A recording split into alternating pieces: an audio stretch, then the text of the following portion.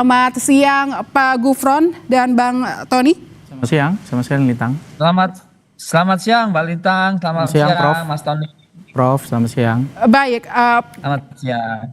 baik Pak Gufron, ini menjadi perbincangan publik yang tentunya harus menjadi perhatian kita karena ini menyangkut dengan kesehatan masyarakat, apalagi yang berkaitan dengan penyakit kronis. Yang ingin saya tanyakan Pak Gufron, ada berapa sebetulnya peserta BPJS BPI yang dinonaktifkan pada periode ini di Februari ya Pak, dimulainya kemarin? Pertama, saya koreksi dulu kesalahan persepsi bahwa yang berhak apakah seseorang masih PBI atau non PBI sudah nggak memenuhi syarat itu bukan BPJS ya, bukan BPJS. Jadi ada kementerian yang bertanggung jawab dan melakukan apakah seseorang itu masih menjadi peserta PBI atau bukan, itu yang jelas bukan BPJS. Itu pertama dulu. Nah, berapa jumlahnya? Itu bisa lebih dari 10 juta ya. Gitu, Pak Lil. Baik, berarti siapa yang bertanggung jawab Pak Gufron ini atas data-data ini? Ya, kalau yang mengenai PBI itu kan ada keputusan Kementerian Sosial ya, nomor 3 yang garis miring HUK garis miring 2026. Itu berlaku 1 Februari 2026. Nah, tapi tadi kan sudah disampaikan baik di Kementerian Kesehatan ya ataupun juga Pak Mensos bahwa untuk akses pelayanan terutama bagi mereka yang memerlukan pelayanan gawat darurat tadi itu tetap akan diberikan.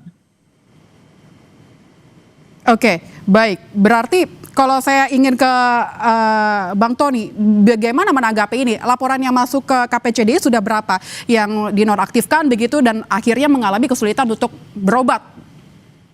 Iya, sebenarnya yang masuk ke kami itu sampai saat ini itu udah lebih daripada 200 orang ya. Ini untuk pasien? Untuk pasien-pasien cuci darah. Cuci darah, 80%, 90% itu mayoritas mereka yang mengalami kesulitan. Tapi sebagian besar sudah memang pindah ke mandiri, terpaksa begitu ya. Karena bagaimanapun cuci darah memang tidak bisa ditunda.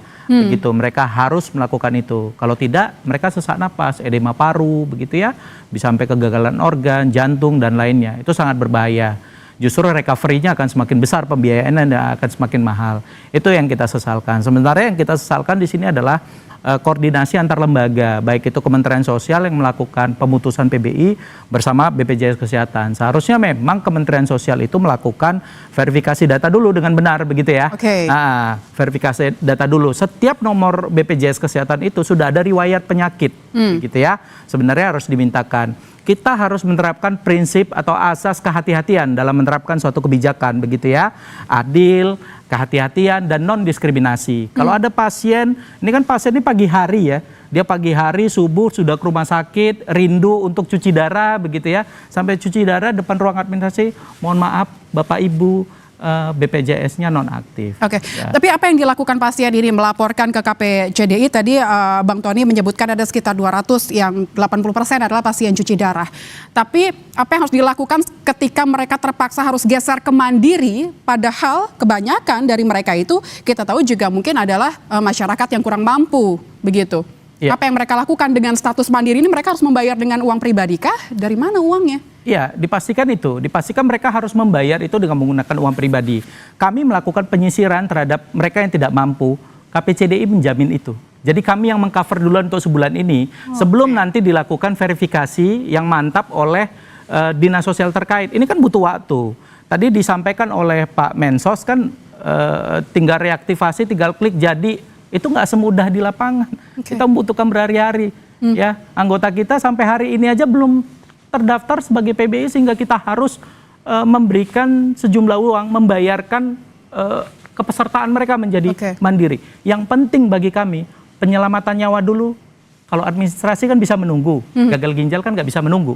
Mereka harus tetap melakukan cuci darah. Itu yang kami lakukan. Baik, Pak Gufron, ini menanggapi dari Bang Tony dari KPCDI. Tadi apalagi ada tanggapan dari Mensos menyebut bahwa dilayani saja terlebih dahulu, nanti administrasinya menyusul. Bagaimana jaminan BPJS ini akan menindak dengan tepat atau sesuai dengan arahan Mensos dan kegelisahan dari pasien, Pak Gufron? Ya, setuju sekali dengan Pak Tony ya. Jadi BPJS ini didirikan ya, kebetulan saya sebagai ketua tim persiapan BPJS ya, untuk meningkatkan akses pelayanan bagi mereka yang membutuhkan tanpa kesulitan keuangan. Jadi ini sangat sepakat, jadi harus dalam waktu katakanlah sebulan ini gitu untuk tidak, kalaupun dia diputus ya, tidak masuk lagi karena Kementerian Sosial kan melakukan validasi ya, apakah mereka masih berhak menerima PBI atau tidak. Nah, itu sekali lagi bukan BPJS, tadi Pak Tony sudah menjelaskan juga ya. Kalau BPJS itu sekali lagi meningkatkan akses. Jadi BPJS itu dulu kan belum ada, 2014 baru dibentuk ya. Kalau di Jogja itu orang miskin dilarang sakit itu dulu. Sekarang ya paling tidak menurut Dirut BPSal menjadi peserta aktif. Oleh karena itu kami sarankan para peserta BPJS terutama PBI itu ngecek ya, di mobile JKN sudah kita sediakan. Kita bisa juga WA di 08118105 bisa juga di WA begitu. Baik, Pak, ini yang saya tadi baca adalah reaktivasi yang mungkin bisa juga dilakukan oleh para pasien dengan ada kriteria-kriteria tertentu yang diterapkan begitu. Ada terbukti miskin atau rentan miskin, ada verifikasi lapangan serta mengidap penyakit kronis. Ada verifikasi lapangan di sini, Pak. Ini membutuhkan waktu, sedangkan pasien-pasien cuci darah ini harus segera dan sudah terjadwal. Bagaimana ini, Pak? Iya, itu kan istilahnya ke depan saya kira udah ditanganin lah. Itu yang lalu ya, artinya yang lapor-lapor tadi sampai 200 orang itu belum keseluruhan itu tadi sekitar 10 juta lebih ya. Jadi sekarang ini koordinasinya lebih bagus lah gitu. Jadi saya kira nanti tidak menjadi masalah karena akan ditanganin itu. Kalau memang dia ya tadi ya sementara harus bayar sendiri karena dia dianggap mampu karena desilnya itu 6 ke atas ya terselesaikan juga kan tadi akhirnya gitu. Oke, berarti verifikasi data ini menjadi sangat penting begitu Pak Gufron, seharusnya ya? Betul, tapi sekali lagi bukan BPJS ya, seseorang itu berhak menerima bantuan iuran PBI atau bukan BPJS, itu orang salah kira gitu. Ya, berarti poinnya adalah verifikasi data ini ada di Kemensos begitu ya Pak. Saya akan ke Bang Tony, bagaimana menanggapi ini Pak? Apa yang ingin disampaikan? Di sini ada BPJS, mungkin juga pemegang data adalah Kemensos begitu. Apa yang ingin disampaikan pertitipan dari teman-teman pasien juga yang mungkin mereka juga tidak punya banyak waktu ya untuk bertahan begitu. Ya, sebenarnya kejadian ini bukan hal baru ya, itu harus dicatat. Sejak 2019 KPCDI punya histori juga pemerintah melakukan pemutusan PBI bagi pasien-pasien gagal ginjal begitu ya, mengalami cuci darah. Itu juga sudah kejadian 2019. Nah, dari sini sebenarnya kita belajar koordinasi antar lembaga itu penting. BPJS itu pemegang data yang cukup besar, bahkan riwayat penyakit. Ya, riwayat penyakit saya, kapan saya terakhir untuk berobat, itu sudah ada. Sebenarnya Kemensos itu tinggal minta ke BPJS, ini data yang mau saya putus ini riwayat penyakitnya gimana? Begitu. Kan harusnya ada tenggat waktu, begitu ya. Kalau pasien gagal ginjal itu, yang cuci darah ya, itu sudah pasti per 2 hari mereka akan rutin ke rumah sakit untuk melakukan pengobatan. Otomatis di sana akan dilakukan verifikasi oleh rumah sakit. Pernyataan Pak Mensos bahwa layanin saja dulu, begitu ya. Layanin saja dulu. Nanti kita akan melakukan pembayaran. Ingat ya, bahwa rumah sakit itu membutuhkan kepastian hukum. Ya, terkait dengan pembiayaan. Betul. Ya, saya mau tanya, tutup aja kalau rumah sakitnya kalau nggak mau pelayanan.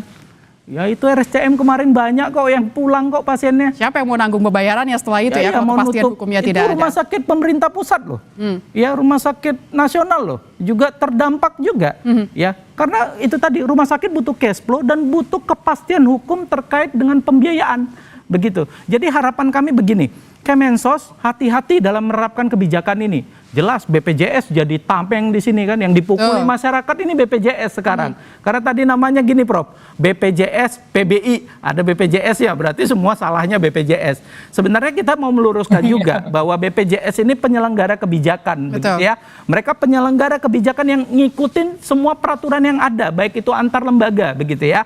Nah, di sini Kemensosnya tenang-tenang saja, begitu ya. Kemensos yang harus kita kritik habis-habisan, karena saya marah, saya sedih, dan ini perilaku yang tidak manusiawi. Orang yang mau berobat, menyelamatkan nyawa, menyambungnya justru diputus. Untuk itu Kemensos harus hati-hati, ya. Minta ke BPJS, riwayat penyakitnya ini apa, begitu ya. Setelah itu kasih notifikasi. Nggak ada orang cuci darah itu mau jadi kaya, nggak ada, udah cuci darah masalahnya. Oke, yang jadi pertanyaan besar juga sebenarnya seperti apa filterisasinya kemarin sehingga yang aktif ini menjadi nonaktif begitu kan? Verifikasinya seperti apa di Kemensos ini, dan mungkin apa yang kapan sebenarnya yang harus segera dilakukan ini, mungkin apa namanya pertemuan begitu ya, Pak Gufron. Mungkin bisa dijelaskan apakah sudah ada upaya pertemuan untuk berdiskusi terkait dengan ini Pak, dari Kemenkes, Kemensos, dan BPJS, Pak Gufron? Iya, tentu ada ya. Tetapi tadi Pak Tony kan banyak istilahnya tanyakan kepada Kemensos ya. Tentu tidak elok kalau ditanyakan kepada BPJS. Yang jelas BPJS itu selalu mencoba untuk mempermudah akses gitu. Itu untuk diketahui aja ya. Jadi kita tidak ingin juga untuk mereka yang katakanlah harus mendapatkan layanan emergency tidak mendapatkan, dan BPJS itu bukan atasannya rumah sakit ya, bukan ya. Jadi ini harus diketahui ya. Jadi sekali lagi kalau ditanyakan apa sudah ada pertemuan, iya pertemuan sudah, tetapi saya kira benar sekali Pak Tony tadi, harusnya ini tidak terjadilah kayak gitu. Tapi saya kira ke depan, artinya itu beberapa hari ke depan akan menjadi lebih baik lagi. Hasil dari pertemuan terakhir kemarin seperti apa Pak? Mungkin boleh sedikit? Belum, ya kan nanti secara kapan kira-kira Pak? Baru kebijakannya. Dan ini besok Senin, ini kan baru Jumat. Oh, ya, berarti hari Senin? Sabtu, Minggu, Senin ya. Hari Senin akan ada duduk bersama begitu ya Pak, kita akan kawal ya. Ya, siap, silakan. Pak Gufron seperti apa? Teknis ya. Baik. Pertemuan teknis. Setelah teknis kan ada pertemuan untuk kebijakannya gitu. Baik ya, karena ini kepentingan untuk nyawa masyarakat kita Pak, apalagi dengan penyakit kronis yang berkejaran dengan waktu, mereka harus mendapatkan fasilitas kesehatan yang harus segera dibutuhkan begitu. Terima kasih Pak Ali Gufron Mukti, Direktur BPJS, ada juga Bang Tony Samosir di studio Kompas TV, Ketua KPCDI, Komunitas Pasien Cuci Darah Indonesia. Terima kasih Bapak-Bapak. Terima kasih Prof.